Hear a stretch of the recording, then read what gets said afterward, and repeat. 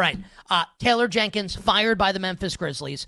Came as a surprise to me, Matt, maybe not to you. You're so deep in this stuff. You're so good at it. Memphis, currently the 5 seed in the Western Conference, doesn't look to be in any danger of dropping into the play-in, into the 7 seed, 8, 9, or 10.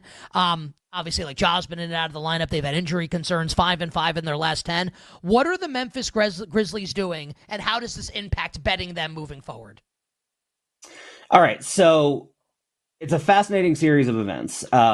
It's not surprising to me because if you pay attention to the environment around the team, so like this, it's not like I had any sort of like indication from talking to people in Memphis and got like, the inside scoop, and like I just chose not to report it. If you pay attention to the beat writers, the fans, the people that are most involved, there was a palpable sense of frustration with Jenkins about the rotations, about the upside of the team, about how the team had stopped basically listening to the message and had gotten so despondent over the last month.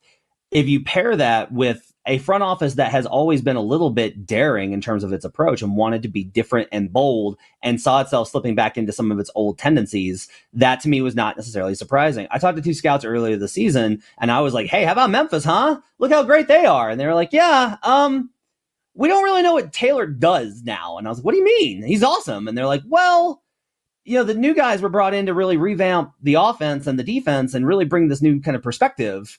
And we hear they're really involved in terms of the actual strategy side and the in-game coaching. And so like there was kind of this idea of what's Taylor doing. And if Taylor's job is to be CEO, if Jenkins' job is to be CEO and make sure that everybody plays hard and is prepared and is on game plan and all this stuff, and you have this slide, then it becomes like, all right, then why? I still think it's an overreaction. I think Jenkins is a great coach. I don't think he should have taken control out of his hands. I think he's proven that he could be a high-level coach. And honestly, the playoff stuff I think is really overrated given the matchups that they faced, which were all pretty terrible.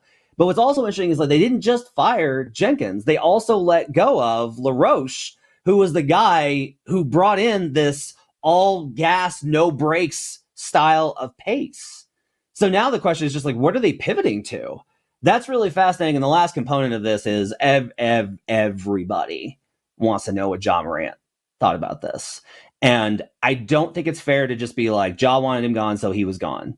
That's usually not how it works with star players. What I will tell you is that instead of look at the opposite. It's the absence of a negative. If Ja Morant didn't want Taylor Jenkins gone, then Taylor Jenkins is probably still here.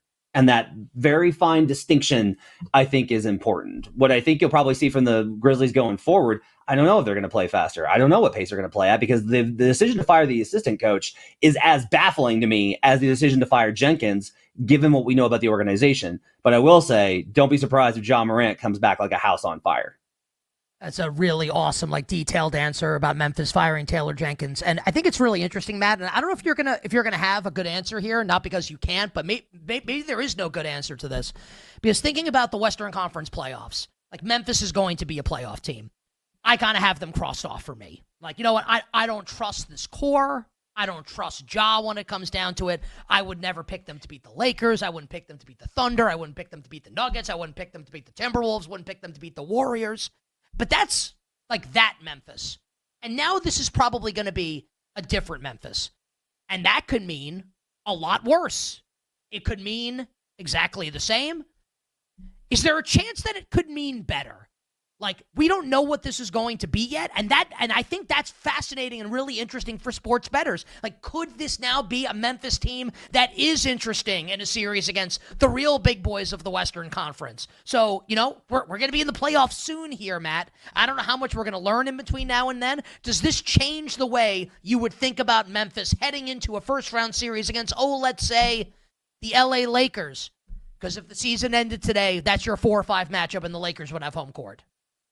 Yeah, and I'm expecting that. I'm projecting that to be the 4 or 5 matchup overall. So it is an unknown, which usually I think benefits bettors. I think we're better off waiting to collect more information, though. Wait till you don't need to get ahead of it with any sort of future information. You don't need to get ahead of it. Just wait for the first round series to come out. Know what the bracket looks like. You'll have this 10 games of data to know what exactly they're doing. The biggest hesitancy I have is if you fire your coach at any point in the season, you are telling your players, it's not our year, fellas. We're going to regroup, circle the wagons, go back to work in the summer, and then we're going to get back at it. There is no scenario in which you fire the head coach, the assistant coach that brought in this new offensive style, and you're telling the players like, yeah, we're still going for it. You could say that, but like they're not going to believe it because now all of a sudden players are worried about like their future and the is a franchise going in a different direction. You so start you think introducing. This is going to be negative. You think this is more likely I think to be in the negative. short Like term, you like, I think in the short term, them less now. I think in the short term it's negative. Here's my problem, Nick, is like I was ready to be like in on them as like this is a buy low point on the Memphis Grizzlies. They've got so much depth, so many different lineups, so many combinations they can put together. I don't hate the matchups versus the Lakers. I really don't. I don't hate the matchup versus the Thunder. And you go, what about last night? They were in that game to the fourth quarter, got hit with a 15-0 run, and they had open corner three after open corner three. I think Memphis is definitely live once we get to the playoffs. I got to see how they respond to this because if the players check out, you'll see it over these last 10 games and you'll know that they're an absolute, all right, they're going to be a quick out and then we'll reset. But I'm not willing to go ahead and rule them out either based off of the fact that I like the combination of talent and their versatility and what they're able to bring to the table, particularly because everyone's pointing at Ja Morant. And I'm like, guys, you're missing Jaren Jackson Jr. and how he's been all NBA level good on both sides of the ball this year. They're not dead in the water, but I got to get more information on them, I think. Taylor Jenkins fired by the Memphis Grizzlies. For people that missed it, we touched on it earlier in the show. Just search You Bet wherever you find your podcast. If you're tuned in for the NBC Sports Now Power Hour, you're obviously in Memphis, John. I think there's a case to be made. Like, it makes Memphis a little more interesting to me as far as the playoffs are concerned, where I was never going to I still might not, but I was never taking Memphis to beat the Lakers, to beat the Thunder, to beat the Wolves, to beat the Warriors, beat any of these really good teams, the Nuggets, etc. in the Western Conference. Do you think this kind of like, and we'll see how it goes, but does it change how you view the Grizzlies down the stretch of the regular season into the postseason? 45 seconds for the answer. Yeah, I would say it does. I mean, first of all, Ja is questionable for tomorrow, so he's back. As opposed to out. Yeah. That's the first thing. So you get Ja back. He seems like he's in. You know, Thomas Asalo is the interim. This is definitely an audition for the head job.